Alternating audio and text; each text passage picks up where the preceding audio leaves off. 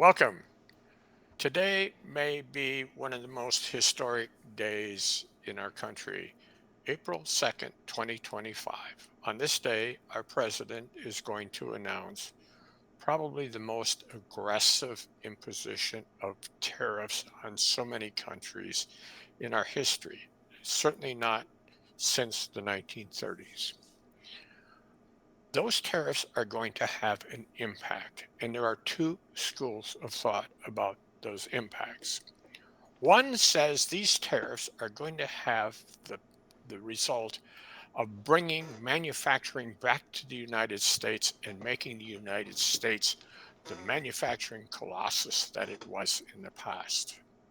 The other school of thought said these tariffs and the retaliatory tariffs are going to be so negative that they're going to drive our economy into a major recession. I encourage you to watch this video on tariffs, which explains what they are, how they work, and what impact they can have on various areas of our economy, and then draw your own conclusions. Have you heard that Social Security is running out of money? That it's going bankrupt? Or that it certainly won't be there when our kids and grandkids retire? Nothing we can do about it? Have you heard that trillions of dollars of government corruption and wasteful spending could easily be cut without touching Social Security or Medicare or Medicaid? Have you heard that if we charge tariffs on every product that is imported from foreign countries, our government would make so much money that we wouldn't need income taxes at all anymore? Have you heard that? Welcome.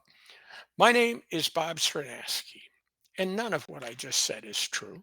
It's nonsense that is continuously repeated on TV and social media so many times that people believe it. So, the purpose of these videos is to provide the real facts, real, unbiased information to help people understand and evaluate that continuous onslaught of misinformation that is coming to us all day, every day. This will be a series about the impact of money on our lives, our country, and the world.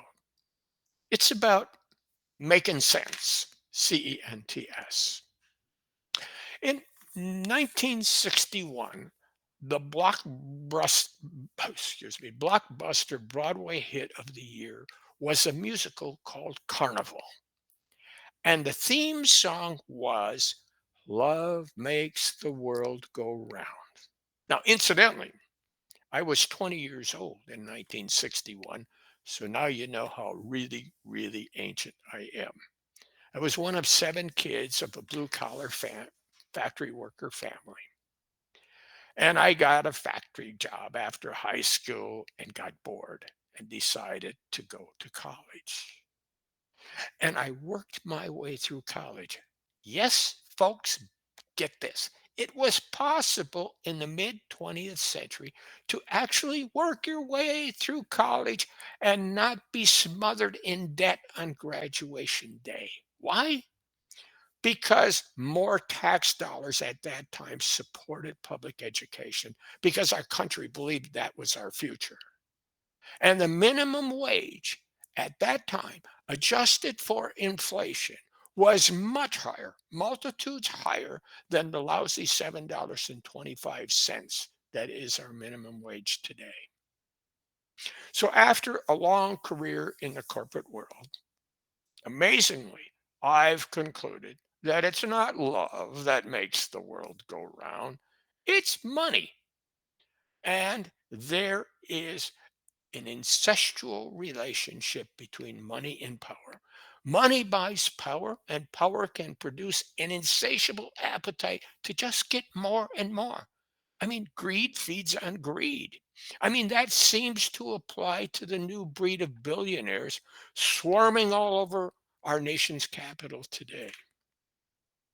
So many years ago, An American author, a poet, and civil rights activist, Maya Angelou, really captured the good and evil of money and power when she wrote this: money and power can liberate if they only if they are used to do so. They can also imprison and inhibit more finally than barred windows and iron chains. So it's what we do with the money that we have in this country. So, welcome to this YouTube series on making sense. In our first series, we'll present the real facts about those import tariffs and how they affect our cost of food, gas at the pump, our meds and pharmaceuticals, our housing, and nearly everything in our lives.